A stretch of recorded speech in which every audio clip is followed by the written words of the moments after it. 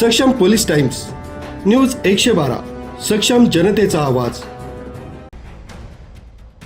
नाशिकच्या लासलगावमध्ये कांदा उत्पादक शेतकऱ्यांची भव्य कांदा परिषद संपन्न झाली. कांदा उत्पादक शेतकऱ्यांच्या विविध प्रश्नांवर या परिषदेत निर्णायक चर्चा करण्यात आली. धोरण बदला, कांदा उत्पादक शेतकऱ्यांना न्याय द्या, अशी प्रमुख मागणी यावेळी करण्यात आली. चुकीच्या सरकारी धोरणांमुळे कांदा उत्पादक शेतकरी आर्थिक कोंडीत सापडत असल्याचा मुद्दा या परिषदेत मांडण्यात आला. नाफेड आणि NCFचा हमीभाव वाढवण्यात यावा, तसंच कांदा निर्यातीसाठी स्थिर आणि दीर्घकालीन धोरण जाहीर करावं, अशी मागणी करण्यात आली.